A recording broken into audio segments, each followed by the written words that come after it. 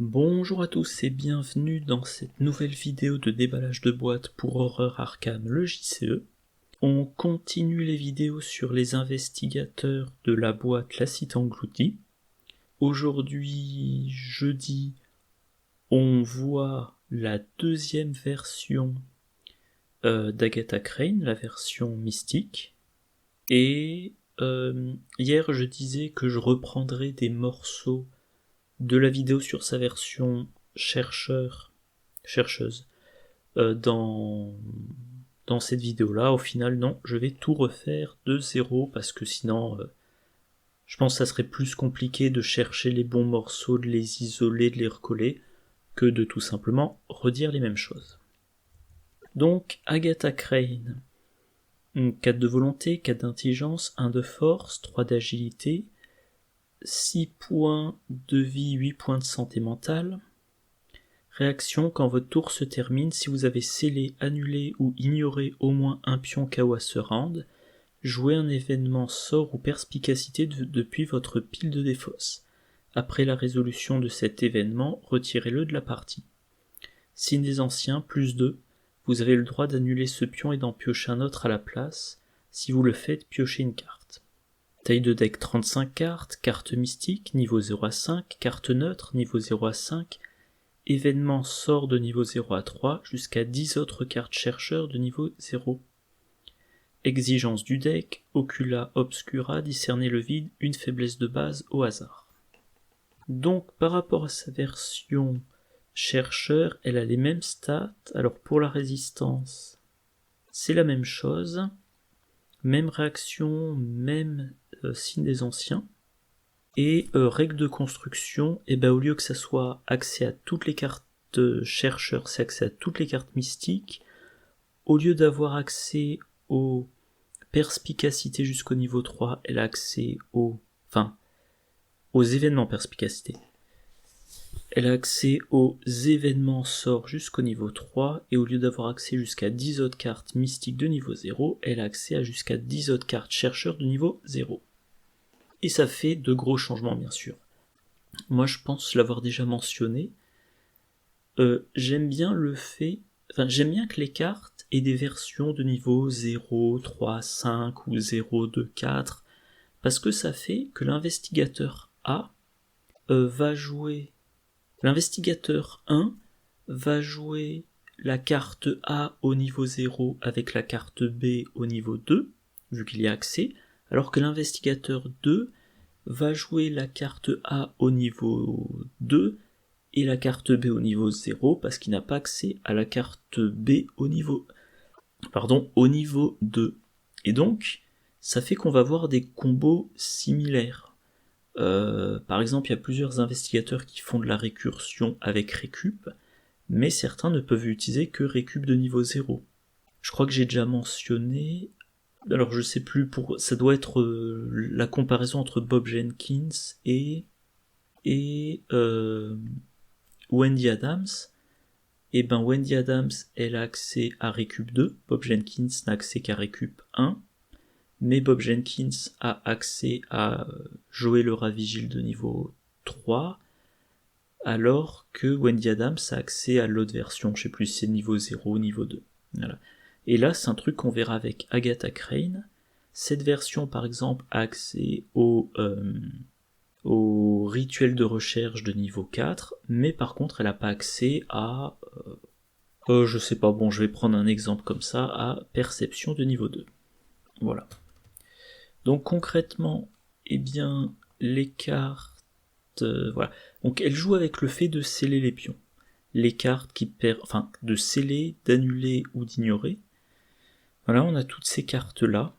Un peu en gardien, un peu en chercheur, évidemment beaucoup en mystique. Et donc effectivement, si vous avez regardé la vidéo d'hier, dans la conclusion, je parlais des différents types de decks. En mystique, ça sera plus facile de sceller les pions, et de manière générale d'interagir avec les pions du chaos, parce que c'est un truc que les mystiques font mieux que les autres classes. Elle a sa carte signature, qui permet de sceller, bon, on verra les détails tout à l'heure. Elle a Oculus Mortium, par exemple, qui permet de sceller Non, pardon, c'est ça. C'est pas ça. C'est après avoir scellé, annulé ou ignoré un pion KO. Donc quand vous faites ce pourquoi vous êtes là, enfin votre mécanique, quand vous utilisez votre mécanique, vous mettez une preuve sur l'Oculus Mortuum. Quand un ennemi attaque un investigateur dans votre lieu, vous pouvez dépenser une de ces preuves pour découvrir un indice et ensuite infliger un dégât à l'ennemi s'il est Geist. Donc des indices gratuits, sans test. Le spécimen surnaturel qui permet d'annuler un pion crâne, cultiste, tablette ou chose ancienne lors d'un test de compétence dans le lieu. Vous annulez, vous renvoyez dans la réserve du chaos, vous piochez un autre pion, et si vous réussissez, vous piochez une carte. Alors, ça occupe un emplacement d'arcane, donc pour un mystique ça peut être gênant. Trouvez toutes les corrélations. Enquêtez, vous avez le droit d'annuler le premier pion chaos révélé pour ce test de compétence, le renvoyer dans la réserve du chaos et en révéler un nouveau. En cas de réussite à ce test de compétence, placez une charge ou un secret sur un soutien contrôlé par un investigateur dans votre lieu. En cas de réussite avec un écart exact de 1 ou 3, placez 2 charges ou 2 secrets sur ce soutien à la place. Ça vous fait de l'annulation, donc c'est votre mécanique, et en plus de la recharge, ce qui est intéressant pour les mystiques. Bon, analyse, vous reposez un indice sur votre lieu pour ignorer un pion KO et en révéler un autre. Et une carte, que j'ai pas mentionné dans ma vidéo d'hier, parce que j'ai pas encore en tête toutes les cartes de ce cycle-là, donc elle m'avait échappé. L'allié Katarina Sochka. Réaction, quand vous révélez des pions KO lors d'un test de compétence que vous effectuez, inclinez Katarina Sochka, révélez des pions de la réserve du chaos jusqu'à ce qu'un pion avec un symbole soit révélé. Résolvez ce pion et ignorez les autres. Je vais pas entrer dans les détails sur cette carte, mais en tout cas, ça vous permet encore une fois d'ignorer, voilà, je cherchais le mot, ignorer les autres pions. Le souffle du dormeur, et les deux autres cartes qui font l'enquête et l'évasion. Donc vous faites l'action avec votre volonté, vous choisissez de révéler jusqu'à 3 pions additionnels, vous ne résolvez qu'un des 1 plus X pions, et si parmi les pions ignorés, il y en a un qui est identique au pion résolu, vous avez un bonus. Voilà. Donc là c'est l'enquête. Et enfin donc, sceller, ignorer, ou c'est quoi l'autre ? Ouais, c'est sceller, annuler ou ignorer. Ça vous permet de jouer des événements sans vos perspicacité. À quoi elle a accès ? Eh bien, tiens, je vais faire la comparaison. La version chercheur a accès à 131 cartes, la 112. La version chercheur a évidemment accès en plus à tous les événements perspicacité de niveau 1 à 3, 1 à 5 si sont des événements chercheurs, alors que la version mystique a accès à plus de sorts. On voit notamment des sorts de gardien. Et bien évidemment, plein de sorts de mystique. Voilà. Ah oui, alors ça c'est bizarre, je sais pas pourquoi, quand j'ai préparé la vidéo, j'ai noté que les mécaniques récurrentes chez les mystiques, oui, j'avais noté ça, l'impact du nombre de pions révélés lors d'un test, c'est pas trop clair. Donc j'ai re-regardé, là, je me suis bien creusé la tête pour retrouver ce à quoi je pensais. Et il y a notamment le souffle du dormeur, les yeux du rêveur et le troisième, où on va choisir de révéler plus de pions et de n'en résoudre qu'un. Mais sinon la carte qui est le plus manifestement... Alors pardon, s'il y a aussi l'événement... Voilà, cet événement-là... il y a aussi des cartes qui font... Non, pardon, je dis rien. Voilà, et il y a... au final, c'est pas une carte mystique, mais la carte qui marche le plus avec ça, c'est confiance. Compétence, un icône libre, un max attribué par test, pour chaque pion chaos supplémentaire révélé lors de ce test de compétence, même s'ils ont été annulés ou ignorés, confiance gagne un icône libre jusqu'à un maximum de 3 icônes libres. Donc par exemple, les yeux du rêveur, vous dites « Je dépense 3 charges, je révèle 4 pions, j'en résous qu'un, j'en ignore 3, et ben vous en avez révélé 3 supplémentaires, c'est-à-dire que confiance vous donne un plus 4. Voilà. Voilà pour l'investigatrice. Les cartes signatures, bon ben c'est les mêmes, donc je vais dire un peu la même chose qu'hier. Ocula Obscura, un soutien qui coûte 3, qui occupe un emplacement d'accessoires. Réaction, après que vous avez réussi un test de compétence, si aucun pion n'est scellé ici, scellez sur Ocula Obscura un pion non symbole révélé lors de ce test de compétence, limite d'une fois par phase, forcé, quand vous devriez révéler un pion de la réserve du chaos, résolvez le pion qui est scellé sur Ocula Obscura à la place, ensuite libérez ce pion. Pourquoi j'ai laissé ça là ? Bon, donc, toujours est-il que ça vous permet facilement d'avoir l'opportunité donc de sceller des pions et de faire fonctionner la mécanique d'Agatha.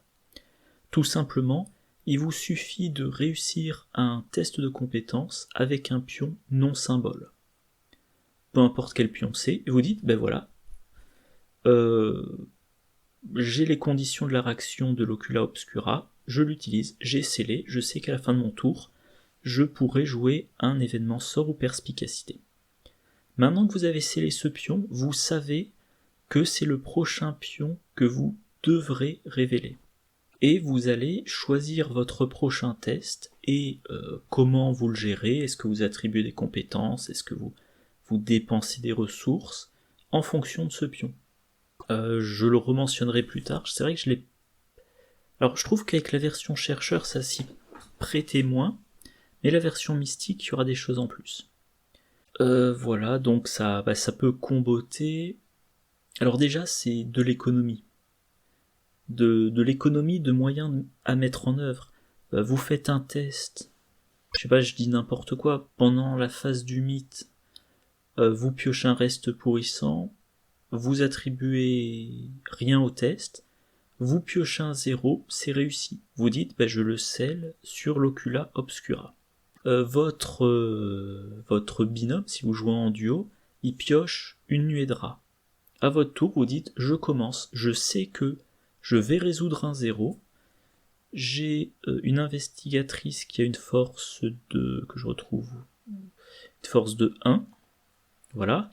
La nuée de rats de mémoire a une valeur de combat de 1, donc c'est première action, j'attaque la nuée de rats engagée avec l'autre investigateur, je résous le 0, j'ai réussi le test. Voilà, donc pas la peine de dépenser une charge de flétrissement, pas la peine de jouer une lame spectrale, pas la peine d'engager pour ne pas blesser l'autre, non, je sais à l'avance que je vais réussir. Donc, j'économise mes cartes et mes ressources pour plus tard. Et encore une fois, comme j'ai utilisé l'Ocula Obscura, fin de mon tour, je sais pas, par exemple, je vais jouer lame spectrale sur le gros ennemi engagé avec l'autre investigateur, par exemple. Sa faiblesse, discerner le vide, très bévue et perspicacité, mettez en jeu discerner le vide dans votre zone de menace. La première fois que vous révélez un ou plusieurs pions KO lors de chaque test de compétence, vous devez révéler un pion KO supplémentaire et résoudre ses effets. Action, mélanger discerner le vide dans votre deck. Alors cette faiblesse-là est très méchante. Hier, je l'ai comparée à la malédiction de Rex. La malédiction de Rex, vous la mettez en jeu, et chaque fois que vous réussissez un test, vous remettez le pion qui vous a permis de réussir le test dans le sac du chaos, et vous en repiochez un, qui potentiellement est pire, et qui potentiellement vous fait rater le test.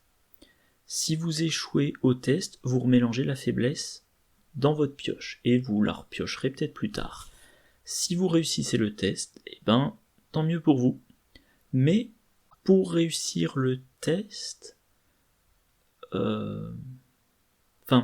On va se retrouver avec le dilemme pour la malédiction de Rex, est-ce que je mets plus de ressources pour m'assurer de ne pas échouer au test, ou est-ce que je mets peu de ressources en espérant échouer au test pour être temporairement débarrassé de cette malédiction. Sauf que si on échoue, on n'avance pas dans la partie. Donc il y a le risque avec la malédiction de Rex de se forcer à tester avec une valeur de compétence plus élevée. Là, c'est carrément vous avez un pion KO de plus. Je mentionnais hier, si on considère qu'en standard, le modificateur moyen c'est -2, qu'en difficile c'est -3 et qu'en expert c'est -4, on peut, alors, je sais pas comment dire, c'est pas des vraies stats, mais c'est pour donner une idée, on peut considérer que le pion additionnel, il a ce modificateur-là, donc on peut considérer, on peut faire comme, on peut prendre comme approximation, que cette faiblesse-là, en standard, elle vous met un -2 à tous vos tests, en difficile, elle vous met un -3 à tous vos tests, et en expert, un -4 à tous vos tests. Et donc vous avez une incitation à... alors déjà, vous avez une incitation à vous donner de bons bonus. Version mystique, on peut penser au Saint-Rosaire. Voilà, vous augmentez votre volonté. Alors, sachant que déjà, vous partez avec 4 de volonté. C'est bien un 4, mais pour les mystiques, vu qu'ils font tout avec la volonté, avoir 5 au lieu de 4, c'est quand même toujours appréciable, en valeur de base. Donc, ok, vous mettez le Saint-Rosaire, mais maintenant vous atteignez 5, ce que d'autres mystiques ont de base. Probablement vous avez envie de cumuler avec la clé de Saint-Hubert et peut-être d'autres sources de bonus, pour limiter vos risques d'échouer à cause de votre faiblesse. Ah oui, je me demandais pourquoi j'avais ça. Hier, je mentionnais que, et il faut un jour que je prenne le temps de faire ma vidéo sur le mode expert. Le mode expert, c'est pas simplement des modificateurs numériques qui sont pires en moyenne, c'est aussi des effets des pions spéciaux. Alors, j'ai changé par rapport à la vidéo d'hier, j'ai pas pris les mêmes scénarios. Premier scénario du cercle brisé, le crâne, on passe de -1 à -2, mais aussi, en cas d'échec, défausser la carte du dessus d'écran contre pour chaque point manquant, en cas d'échec, et en difficile ou en expert, il y a plus de en cas d'échec. Et si vous connaissez pas le scénario, disons simplement que quand vous avez vidé le deck de rencontre, ça peut avoir des effets désagréables. Si on prend la chose ancienne, -3, en cas d'échec, choisissez un ennemi ensorceleur blessé ou incliné dans votre lieu ou dans un lieu connexe, redressez cet ennemi et soignez tous ses dégâts. Version expert, c'est déjà un -4, ok. En cas d'échec, redressez chaque ennemi. Et en plus, ce scénario, il y a beaucoup de lieux qui sont connexes avec beaucoup d'autres lieux. Donc potentiellement, avec une même situation de jeu, en standard, vous dites, je choisis cet ensorceleur, je le soigne d'un dégât, il faut que je refasse ce dégât. En expert, ça peut être, je soigne un total de 2 dégâts et une horreur, et il faut que je refasse tous ces dégâts. Pourquoi je dis une horreur ? Je dirais n'importe quoi. J'avais infligé un total de 3 dégâts, je suis obligé de les soigner, et il faut que je les refasse. Donc, révéler en plus des trucs comme ça, c'est pas que oh mince, j'ai un modificateur de -4, si on avait été en standard, j'aurais eu un -3, c'est oh mince, j'ai annulé plein de dégâts, oh mince, j'ai encore meulé le deck de rencontre. Donc je trouve cette faiblesse, je vais y arriver, très méchante à niveau difficulté élevé. Le salaire du péché... Ah oui, je buguais. Voilà. La chose très ancienne, en cas d'échec, s'il s'agit d'une attaque ou d'une tentative d'évasion, et là c'est s'il s'agit d'une attaque ou d'une tentative d'évasion. Même si vous réussissez, vous avez l'effet négatif. Et oui, si vous cherchez à vous en débarrasser, c'est une action, mais une action pour la remélanger dans votre deck, et potentiellement plus tard, vous la repiocherez.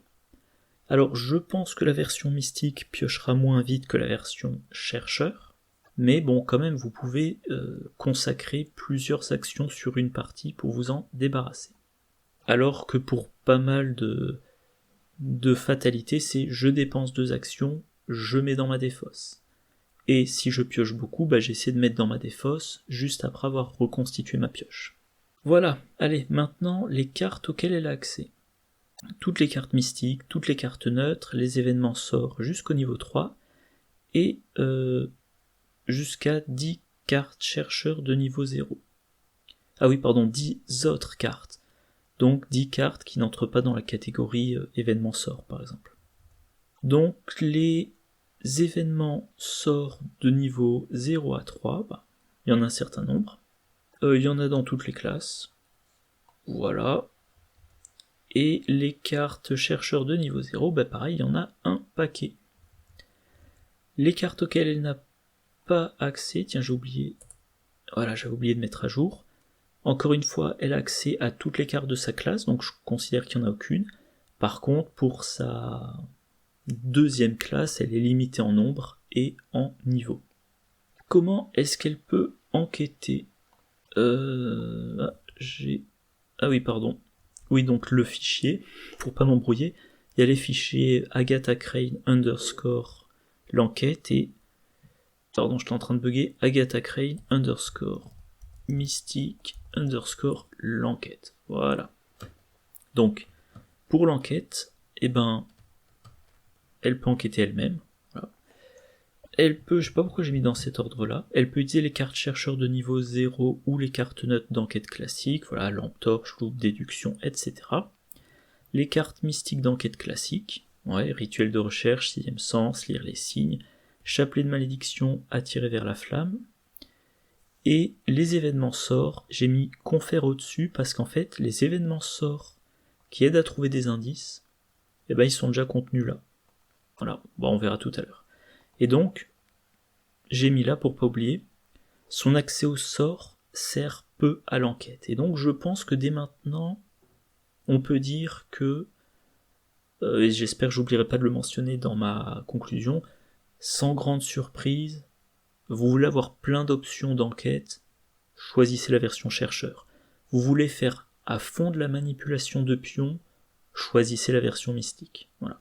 Et je précise, c'est vrai que j'ai pas fait mon boulot à fond, ma boîte, je l'ai toujours pas ouverte, et j'ai toujours pas regardé dans le livret s'ils mettent une remarque sur le fait qu'il y ait 2 versions. Je pars dans ces vidéos du principe que on peut choisir la version qu'on veut. Voilà, ça me semble plus logique. Nulle part j'ai vu, je sais pas, sur Twitter ou je sais pas, sur les quelques chaînes qui parlent d'horreur Arkham le JCE, de mention de règles autres. Donc je pars du principe que c'est simplement un investigateur de plus. Allez, on entre dans le vif du sujet. Évidemment, j'ai gardé la mauvaise carte, donc Agatha Crane, elle a 4 d'intelligence. C'est pas génial, mais c'est pas mal pour enquêter. Les classiques, la lampe torche, la loupe, déduction, il y a aussi perspicacité de niveau 0, ok. Les cartes mystiques qui font de l'enquête ou qui permettent de trouver des indices. Voilà, il y en a un paquet. Enfin, un paquet. Il y en a. Le classique rituel de recherche, on enquête avec sa volonté, on découvre 2 indices en une action. Par contre, si on révèle un symbole, crâne, cultiste, tablette, chose ancienne ou échec automatique lors du test, on perd toutes ses actions restantes et on met immédiatement fin à son tour. Et maintenant que j'y pense, je vais vérifier quand votre tour se termine. Donc, si vous mettez immédiatement fin à votre tour... à confirmer, moi je pense que si un effet met fin à votre tour, vous avez passé la fenêtre quand votre tour se termine. Je pense. Je suis pas sûr à 100%, mais moi c'est comme ça. Tant que je vois rien qui va dans un sens contraire, je pars du principe que si rituel de recherche met fin à mon tour, je ne peux pas utiliser la réaction d'Agatha Crane. Si vous avez lu autre chose ailleurs, n'hésitez pas à le mentionner. Le sixième sens, vous enquêtez avec votre volonté. S'il y a un de ces symboles qui est révélé, vous pouvez choisir un lieu révélé connexe, vous enquêtez dans ce lieu connexe et vous choisissez la valeur occulte qui vous arrange entre les deux lieux. Alors évidemment, oui, il y a des versions améliorées. Rituel de recherche de niveau 2, on a un bonus en volonté. Et rituel de recherche de niveau 4, on a un bonus en volonté et un troisième indice. Sixième sens de niveau 4, on a un bonus en volonté, et si on révèle un démon pion, on enquête simultanément dans les deux lieux. Alors, lire les signes, enquête à intelligence plus volonté. Tiens, je l'ai pas mis là. Je crois que je le mets après. Alors, attendez, je vérifie un truc. C'est bizarre que je l'ai pas mentionné là. Bref. Donc lire les signes, vous enquêtez à intelligence plus volonté, vous ignorez les effets, les mots-clés du lieu, et si vous réussissez, vous avez un deuxième indice. Et avant que j'oublie, chapelet de malédiction, ce qui nous intéresse, c'est le premier effet, un événement qui coûte 1, discussion, vous choisissez un ennemi non élite dans votre lieu, et vous lui échappez automatiquement, vous mettez une fatalité sur lui, il ne peut pas subir de dégâts pour le reste du round, mais avantage, vous découvrez un indice dans votre lieu.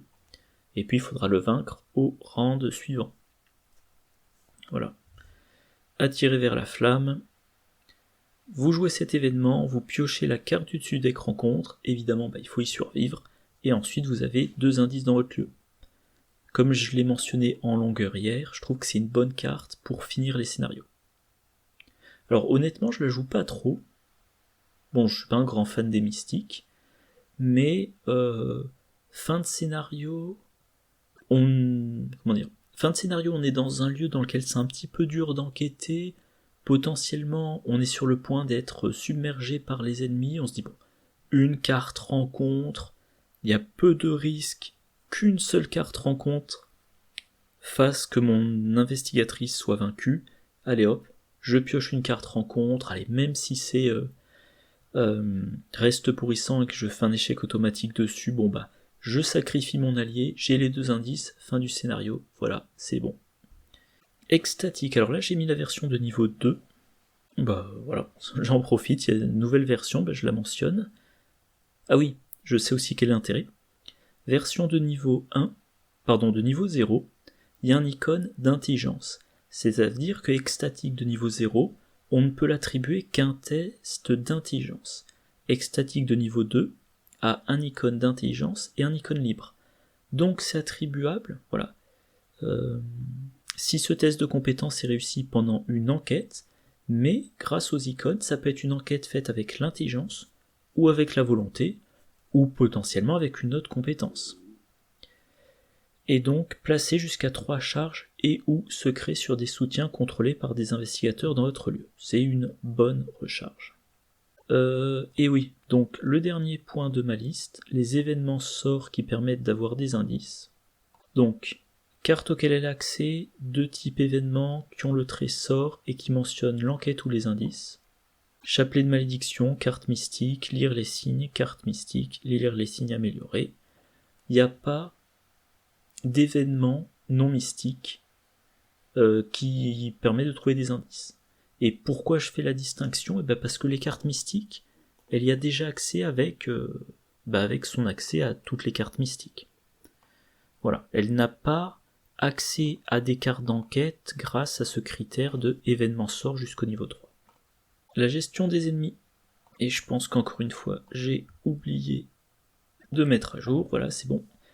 Les cartes mystiques classiques, flétrissement, atrophie, lame spectrale, lame enchantée, chant des morts / éclat du néant, plus ocula obscura, point intéressant.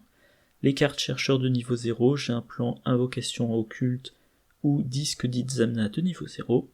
Les sorts de dégâts, éclipse sanglante, regard d'Ourache, Riastrad, alors l'âme spectrale c'est une carte mystique, mais tempête d'esprit, même remarque, plus, point important, Diana Espérance.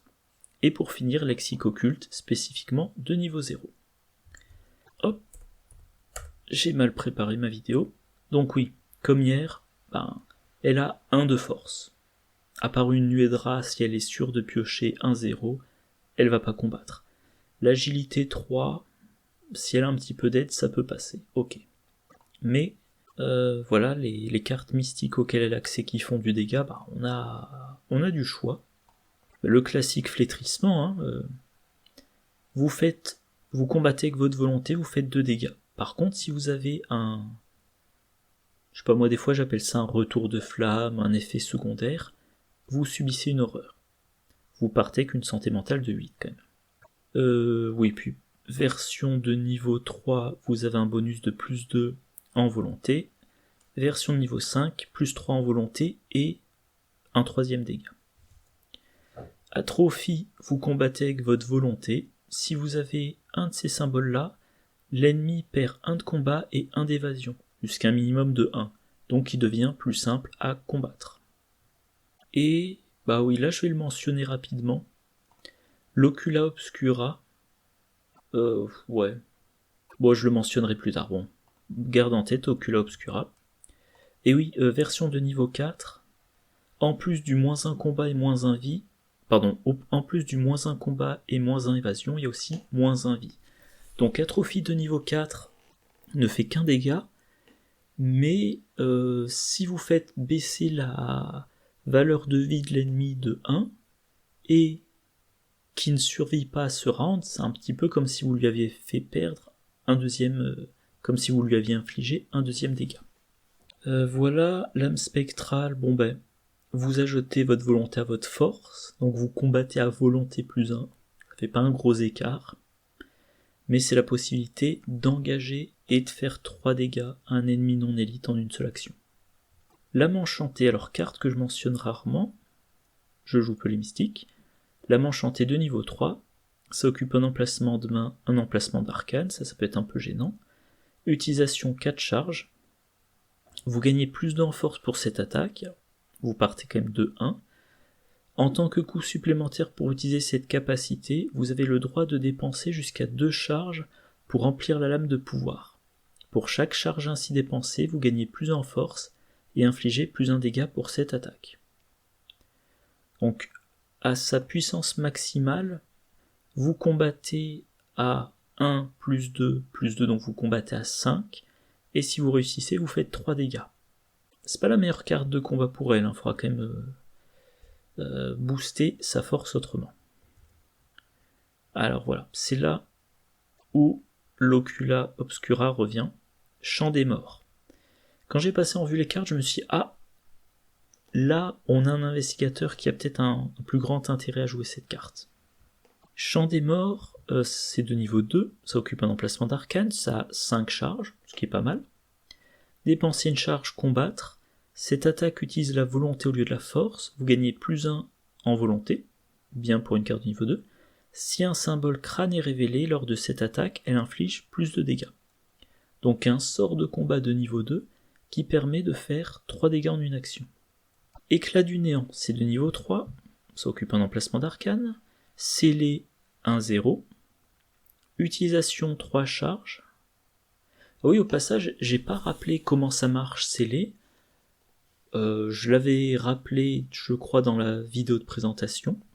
Donc, quand vous jouez Éclat du néant, vous allez chercher un 0 dans le sac du chaos, vous le posez sur cette carte-là. Action, dépenser une charge ou libérer un pion chaos scellé ici. Donc cette carte a 3 charges, mais elle peut être utilisée plus de 3 fois. Combattre, cette attaque utilise la volonté au lieu de la force et inflige plus 1 dégât. Vous gagnez plus 2 en volonté pour chaque pion scellé sur les éclats du néant. Pour chaque pion 0 révélé lors de cette attaque, scellez ce pion sur les éclats du néant et cette attaque inflige un dégât supplémentaire. Donc, et voilà, Ocula Obscura, rappel, à un moment donné, vous... je dis une bêtise, ça marche pas avec Champ des Morts, ça c'est dommage. tant pis. Enfin, Ocula Obscura ne marche pas avec Champ des Morts, mais si vous faites un deck de manipulation des pions du chaos, bah, vous pouvez quand même jouer Champ des Morts. Donc, Ocula Obscura, à un moment donné, vous faites un test. Vous révélez un pion, non symbole, vous réussissez un test. Vous choisissez, vous n'êtes pas obligé, vous choisissez de le sceller sur Ocula Obscura. Et maintenant, pour votre prochaine action, qui nécessite un test, vous allez choisir l'action en fonction du pion scellé. Donc par exemple, et donc oui, vous ne pouvez pas sceller un crâne en prévision du Champ des Morts, ok, mais par contre, si vous scellez un 0, vous dites, si j'attaque avec mon flétrissement, mettons que vous l'avez au niveau 3, si j'attaque avec mon flétrissement de niveau 3, je fais 2 dégâts, ok. Maintenant, que j'y revienne, si j'attaque avec mon éclat du néant, qu'est-ce qui se passe ?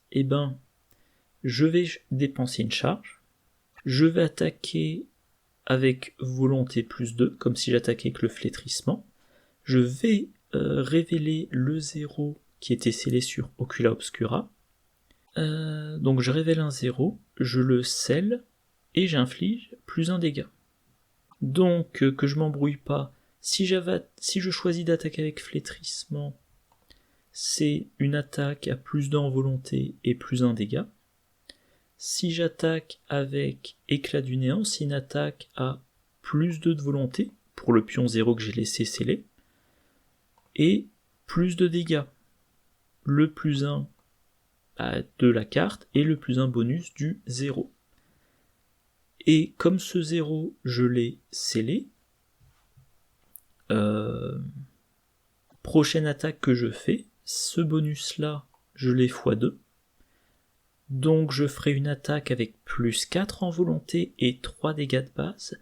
Et si je révèle un 0 quand je pioche un pion pour faire mon test, j'aurai encore un plus 1. Donc je monterai à 4 dégâts. Alors les cartes, donc chercheur auquel elle a accès qui font du dégât, le j'ai un plan, elle attaque avec son intelligence et elle fait plus 1 dégât par indice qu'elle possède, jusqu'à un maximum de plus 3 dégâts. Donc 4 de base pour potentiellement 4 dégâts en une action.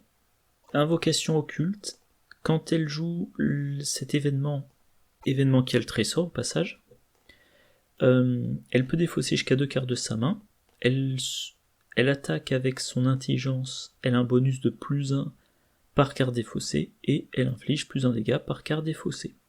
Donc elle peut attaquer à 6 pour faire 3 dégâts en une action. Le disque d'Itzamna, carte à usage unique, ça occupe un emplacement d'accessoire, alors ce qui a quand même de la valeur pour les mystiques, et quand un ennemi non élite est généré dans le lieu, on défausse le disque d'Itzamna, soit on échappe automatiquement à l'ennemi, soit on lui inflige 2 dégâts. Les événements sorts qui font attaque ou dégâts. Éclipse sanglante, c'est un sort gardien, 2 niveaux, et alors, est-ce que j'avais mentionné ça ou pas ? Ouais, c'est ça, plus Diane Espérance, on en parlera après. Donc je disais éclipse sanglante, voilà, c'est là. Niveau 1, ça coûte 1, subissez 2 dégâts en tant que coût supplémentaire pour jouer éclipse sanglante. Combattre, cette attaque utilise la volonté au lieu de la force, vous gagnez plus en volonté et infligez plus de dégâts pour cette attaque. Vous attaquez à 6 pour faire 3 dégâts, mais vous devez vous prendre des dégâts. C'est la fiesta, les étages du dessus, ça m'agace. Enfin, quand je dis la fiesta, il tape fort des pieds. Au final, ça fait c'est un peu le même effet qu'invocation occulte. Invocation occulte, il faut défausser 2 cartes, enfin jusqu'à 2 cartes, et là, il faut se prendre pile de dégâts. Regard d'orage, si vous jouez un deck maudit, c'est de niveau 2, ça coûte 2, trait, sort et maudit, révélez 7 pions chaos pris au hasard dans la réserve du chaos, et avant d'oublier, je vérifie, quand vous devriez révéler, quand vous devriez révéler, donc vous êtes obligé de révéler le pion sur l'Ocula Obscura, mais c'est un pion qui n'a pas de symbole sur lui. Voilà. Donc révéler 7 pions KO pris au hasard dans la réserve du chaos, infliger un total de 1 dégât plus 1 dégât supplémentaire pour chaque pion maudit ou échec automatique révélé, réparti comme vous le souhaitez parmi les ennemis dans votre lieu. Cette action ne provoque pas d'attaque d'opportunité. Donc potentiellement, c'est très improbable, mais potentiellement, 1 dégât par pion, donc 8 dégâts en une seule action. Et... alors faut regarder, je connais pas toutes les cartes par cœur, mais faut regarder les cartes mystiques qui ont des effets du style quand vous devriez révéler un pion, révélez-en plus. Il doit être possible de révéler plus de 7 pions quand on joue le regard d'Ourash. Dans un deck maudit, on peut aussi jouer Riastrad. Combattre, quand vous initiez cette attaque, ajoutez jusqu'à 3 pions maudits à la réserve du chaos. Pour chaque pion maudit ainsi ajouté à la réserve du chaos, vous gagnez plus en force, infligez plus un dégât pour cette attaque. Problème de cette carte, même à sa puissance maximale, vous combattez avec 4 en force. Donc il vous faut des bonus à côté. Lame spectrale, je crois que je l'ai mentionné tout à l'heure, vous combattez avec 5 pour faire potentiellement 3 dégâts. C'est peu pour la lame spectrale, hein. Atteindre 5 en ajoutant 2 valeurs de compétences, c'est triste. Tempête d'esprit, un événement qui coûte 3, combattre. Cette attaque utilise la volonté au lieu de la force. En cas de réussite, cette attaque inflige 2 dégâts à chaque ennemi dans le lieu de l'ennemi attaqué au lieu de ses dégâts normaux. Tout dégât supplémentaire est infligé à l'ennemi attaqué. Si un symbole, crâne, cultiste, tablette, chose ancienne ou échec automatique est révélé lors de cette attaque, infligez 1 dégât à chaque investigateur dans le lieu de l'ennemi attaqué. Donc c'est un peu du dégât de zone. Voilà. Version de niveau 3, on a un bonus de plus dans volonté, on inflige 3 dégâts, mais l'effet secondaire c'est 2 dégâts à chaque investigateur. Et donc oui, enfin, Diana Espérance. Pour rappel, un allié, 3 points de vie, elle peut encaisser les dégâts de Éclipse sanglante. Utilisation 3 secrets. Action rapide, attache un événement sort non faiblesse de votre main à Diana Espérance, limite de 1 événement attaché à elle. L'événement attaché peut être joué comme s'il était dans votre main. Il n'est pas placé dans votre pile de défausse après avoir été joué, il reste attaché. En tant que coût supplémentaire pour jouer l'événement attaché, inclinez Diana Espérance et dépensez 1 secret. Donc tous les sorts de combat qu'on a vus, mais j'aurais pu dire la même chose aussi pour tous les sorts d'enquête de tout à l'heure, événements, sorts, et ben vous pouvez les attacher à Diana Espérance et les jouer une fois par tour.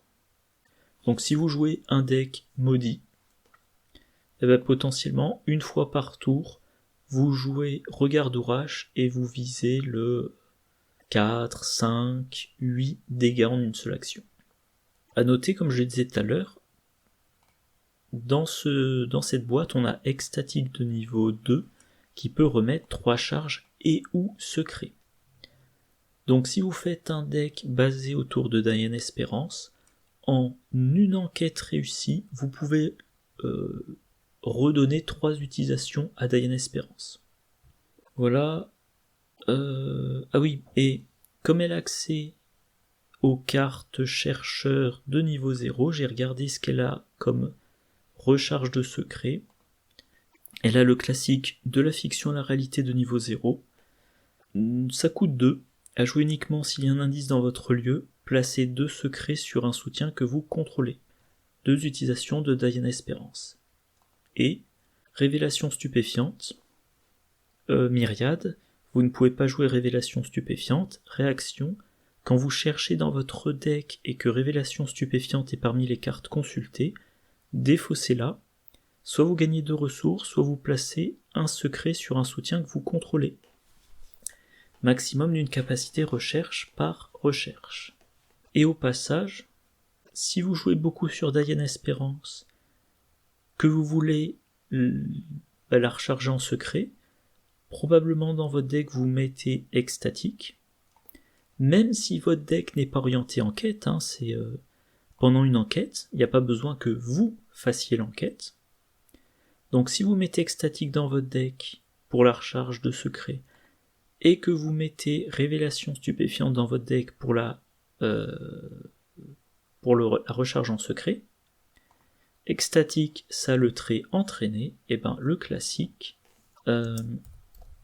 voilà, la perfection vient de l'entraînement. Quelqu'un, voilà, rapide à jouer lors d'un test de compétence dans votre lieu. Mettons que vous êtes spécialiste en combat, votre binôme qui est le spécialiste en enquête, fait une enquête en utilisant son intelligence. Vous dites, attends, je joue la perfection vient de l'entraînement. Je cherche dans les 9 cartes du dessus de mon deck. Ah, je trouve un révélation stupéfiante. Je le défausse, je mets un secret sur Diane Espérance. Parmi les 9 cartes, je trouve mon extatique de niveau 2, donc je l'attribue au test. L'enquêteur, il a un bonus de plus 2 à son intelligence. Il réussit le test. Je mets 3 secrets sur Diane Espérance, donc là j'ai mis au total 4 secrets. Et grâce à la perfection vient de l'entraînement, extatique revient dans ma main. Prochain test que fait l'enquêteur, je réattribue extatique, si ça marche, encore 3 secrets. Donc à ce stade-là, j'ai mis 7 secrets sur Diane Espérance. Hier, je mentionnais donc le fait que Manfromling, de la chaîne The Whisperer in Darkness, dit que quand il joue en solo, il considère qu'un scénario dure généralement 12 rounds. Bon, moi je pense, notamment parce que je joue plutôt en duo, que les scénarios durent plus longtemps. Diane Espérance, elle a 3 secrets. Extatique, même si vous n'en avez qu'une copie dans votre deck, avec la perfection vient de l'entraînement, c'est 2 fois la recharge de 3 secrets. Dans votre deck, vous pouvez mettre 3 copies de révélation stupéfiante, total de 3 secrets, donc Diana, j'ai du mal à centrer ma main comme je dis à chaque fois, Diana, plus extatique, première fois, extatique deuxième fois, les 3 copies de révélation stupéfiante, ça fait 4, x 3, ça fait un total de 12 secrets, ça fait 12 utilisations de Diane Espérance, ça fait une utilisation par round pendant la durée de toute la partie, si on prend cette valeur de 12 rounds par partie. Voilà. Alors l'économie, c'est pas la bonne, il faut que je rezoome. L'économie, la capacité d'Agathe Crane, les classiques de Mystique, Initiés aux Arcanes, David Renfield, etc. D'ailleurs, j'ai pas pensé à mentionner le gain de ressources en chercheur. Bon. Pendule en cristal plus Ocula Obscura, matériel de chimie plus Ocula Obscura et prophétique. Sa capacité, elle peut jouer un événement sort ou perspicacité depuis sa défausse quand son tour se termine. Si l'événement... Alors déjà, elle a la possibilité de le faire, donc elle fait un truc en plus, et si l'événement n'est pas rapide, elle économise une action. Ok. Initié aux arcanes, vous allez... Alors, vous perdez un round à cause de sa fatalité, si vous n'arrivez pas à la vaincre avant que l'intrigue avance, mais une fois par round, vous allez pouvoir tutorer une carte sort parmi les 3 cartes du dessus de votre deck. Donc, vous tutorez, et en plus, quand vous le faites, il y aura peut-être la pensée, c'est pas simplement je prends une carte pour la jouer plus tard, c'est je prends une carte sort, et si c'est un événement, potentiellement je vais le jouer, puis plus tard le jouer depuis ma défausse. Donc vous choisissez une carte que vous allez peut-être jouer 2 fois. David Renfield, allié, alors il vous donne un bonus de 1 en volonté tant qu'il a une fatalité sur lui. Action rapide, vous l'inclinez, vous pouvez placer une fatalité sur lui, c'est pas obligatoire, puis vous gagnez une ressource pour chaque fatalité sur lui. Si vous jouez avec la liste des tabous, vous êtes limité à 3 ressources. Mais voilà, un round, vous l'utilisez pour gagner une ressource, round suivant, vous l'utilisez pour gagner 2 ressources, round suivant, vous l'utilisez pour gagner 3 ressources. En 3 rounds, vous avez gagné un total de 6 ressources. Et si le seuil de fatalité de cette intrigue est élevé, et ben round suivant, encore 3, puis le round suivant, encore 3, voilà. Tant que ça fait pas avancer l'intrigue. Et puis ben pour éviter qu'il fasse avancer l'intrigue à cause de ses fatalités, il faudra s'en débarrasser d'une manière ou d'une autre. Par exemple, première fois que vous prenez une horreur. Avec cette investigatrice, un truc intéressant, c'est le pendule en cristal de la boîte de Jacqueline Fine. Ah, et ça, c'est vrai que c'est un truc que j'ai pas pensé à mentionner. Jacqueline Fine avait inclus de la manipulation de pions, et là, on a une investigatrice qui est incitée à sceller ou annuler ou ignorer ce qui va, surtout en version mystique, la pousser potentiellement à la manipulation de pions. Donc voilà, il pourra y avoir peut-être alors pas des similitudes de deck, mais des points communs.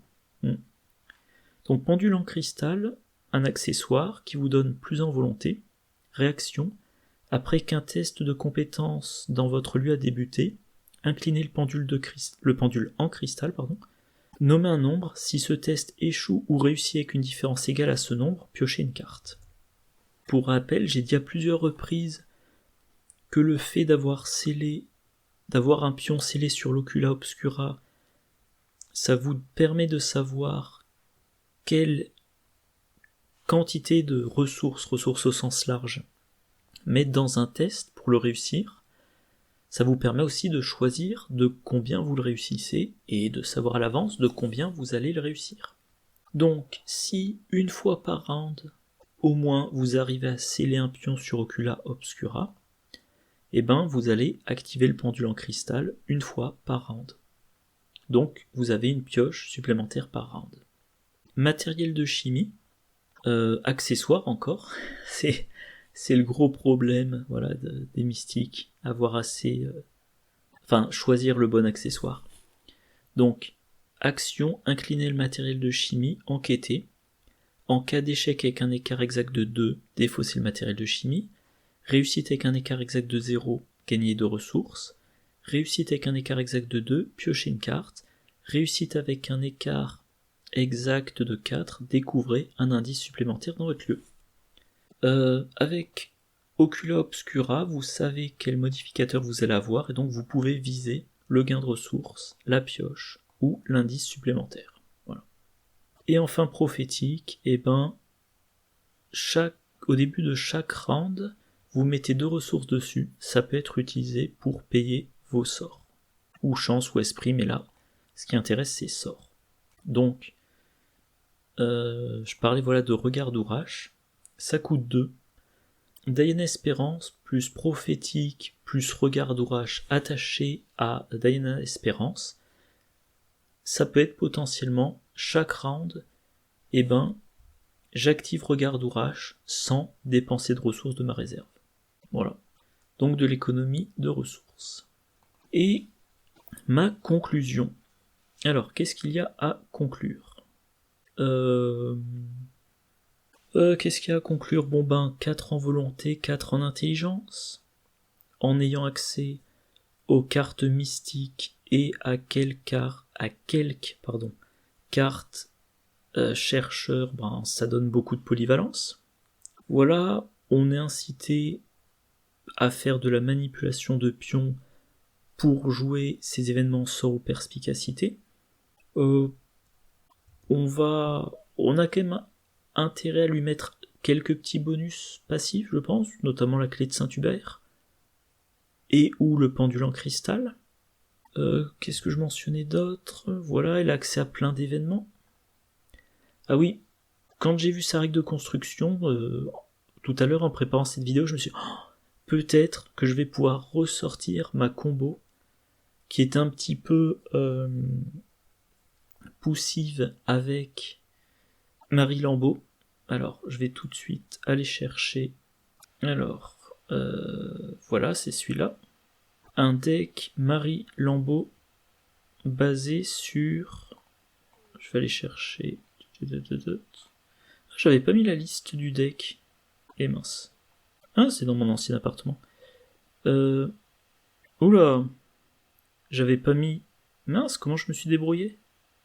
Je m'en étais pas rendu compte que ça avait bugué l'image. Ah, je me sens con. Bon, tant pis. C'est pour ça que j'aime bien les commentaires, que les gens me disent t'as merdé sur ta vidéo. Bon. Bref. Bref. Donc, Croc de Tir Fra a un sort, mais problème c'est de niveau 4. Et Agatha Crane a accès uniquement au sort jusqu'au niveau 3. Parce que sinon, pour elle, ça aurait été du combat. Ah ouais, c'est agilité plus force. Moi, ça aurait été qu'avec 4. Moi, ça aurait été la même chose qu'avec Marie Lambeau. Bon. Mais bon, si elle avait eu accès à cette carte-là, elle aurait pu l'attacher à Diana Espérance. Voilà. Donc, manipulation de pions. Alors, hier, je parlais de la difficulté de... J'en reviens toujours pas de cette vidéo que j'ai foirée en 2021 parce que j'ai pas réalisé. C'est l'avantage de ma nouvelle façon de faire avec OBS. Donc là, voilà, là, c'est l'écran de mon ordinateur portable sur lequel je ai affiché ce que j'enregistre. Et là, au-dessus, il y a mon deuxième écran où je vois le rendu de la vidéo, le rendu futur. Donc là, par exemple, je regarde la vidéo et je vois bien que... Alors, hop, c'est vrai que c'est inversé. Dans ce rectangle-là, dans ce rectangle-là, j'ai ma tête et j'ai l'écran principal. Donc, vous, ce que vous allez voir, c'est là, vous voyez la fenêtre et dans cette zone-là, voilà, vous avez ma tête. Donc maintenant, je peux plus avoir ce genre de problème. Voilà, je reviens à la vidéo. Discerner le vide, je trouve cette faiblesse très punitive. Quand vous jouez la version chercheur, vous avez le parchemin des secrets chercheur, qui vous permet de regarder les 3 cartes du dessous d'un deck.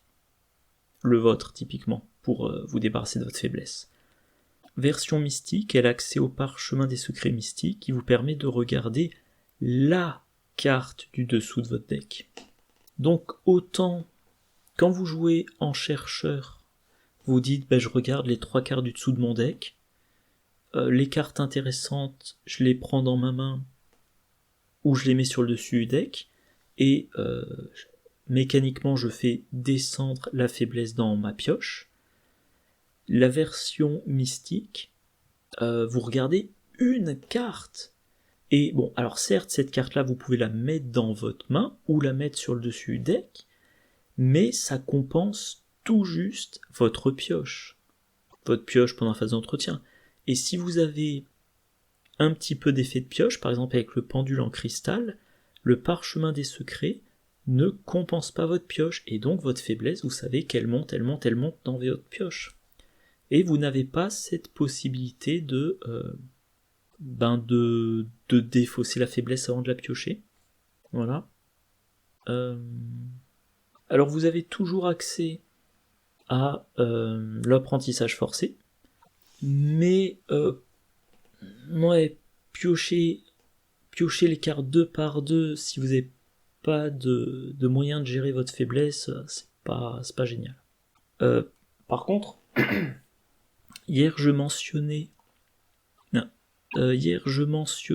que augmenter la taille de son deck c'était bien pour contrer l'effet de la meule de son deck en utilisant la réaction d'Agatha Crane. En mystique, je pense que je serais moins tenté de jouer apprentissage forcé. Donc, elle, par contre, elle aura quand même ce problème de deck de 35 cartes, et si on joue pendant 12 rounds et qu'à chaque round on utilise cette réaction, on finit le scénario. Enfin, au bout des 12 rounds, on a un deck qui ne fait plus que 23 cartes. Et si on joue un scénario particulièrement long, pour une raison ou pour une autre, ça peut devenir quelque chose de significatif. Et si on est amené à remélanger sa défausse dans sa pioche avec la faiblesse perso dedans, 23 cartes, plus quand même les cartes, donc la carte signature, plus la carte faiblesse, plus la carte perso, ça fait un deck au total de 26 cartes. Mais on a des cartes en main, on a des cartes en jeu, il est possible qu'à un moment donné, vous vous retrouviez avec, je sais pas moi, une pioche de 15 cartes. Et tout le reste entre votre main et l'aire de jeu. Donc, c'est... Je pense pas que ça sera très gênant très fréquemment. Hein. Si on ne veut pas faire des tours et des tours de deck, on ne le fait pas.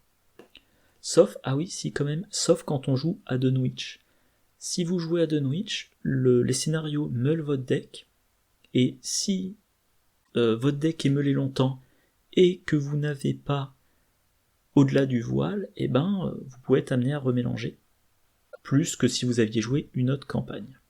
Au final, donc, la version chercheur m'enthousiasmait pas, la version mystique m'enthousiasme pas beaucoup plus.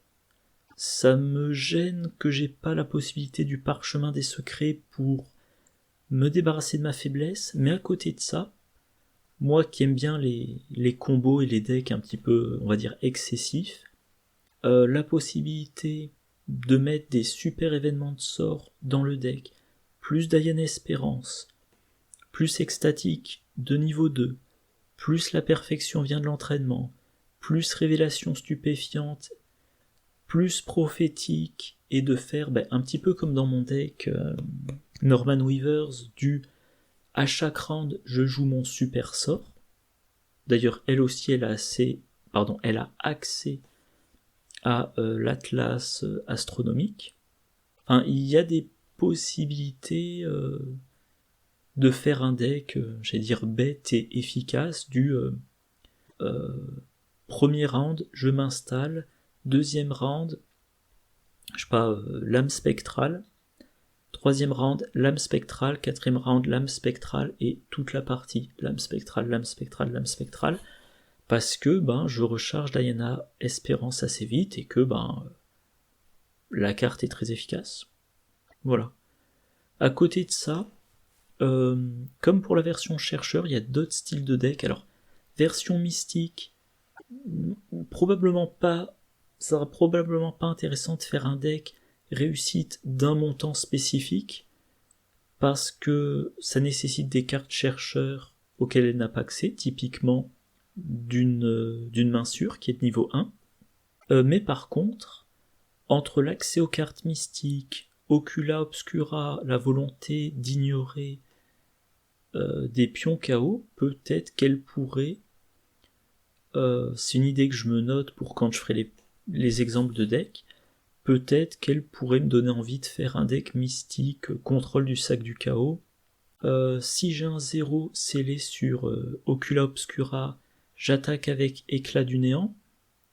Si j'ai autre chose qu'un 0 scellé, je vais dire tiens, j'attaque avec flétrissement, comme ça je sais que je réussis et je sais que je n'ai pas d'effet secondaire. Mais si j'ai je sais pas, je dis n'importe quoi, si j'ai qu'est-ce que j'ai un bon exemple, si j'ai un -3 scellé sur Ocula Obscura et que ça me ferait échouer avec le flétrissement parce qu'il est de niveau 0, j'attaque avec Atrophie ou Chant des Morts, et là sur ce test j'utilise Olive McBride. Est-ce que ça marche? Non, parce que c'est forcé, donc non, ça serait plutôt, voilà, quand je dois attaquer mais que je n'ai plus rien scellé sur Ocula Obscura, donc là je sais que je vais piocher dans le sac du chaos, et là je me dis je vais utiliser Olive McBride ou d'autres effets de manipulation du sac du chaos, et je vais viser le crâne qui me donnera les plus de dégâts du Chant des Morts, ou le crâne qui baissera de 1 le nombre de points de vie de l'ennemi attaqué. Voilà.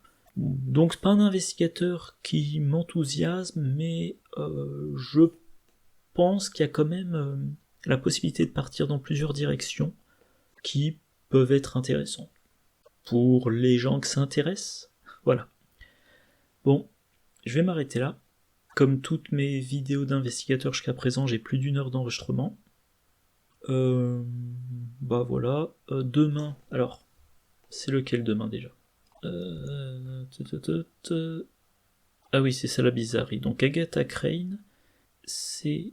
Ah non, je dis rien, oui, demain c'est Michael McGlenn, le gangster. Ok. Bon, bah d'ici là, je vous souhaite une bonne journée, une bonne soirée, de bonnes parties, et je vous dis à la prochaine. Au revoir.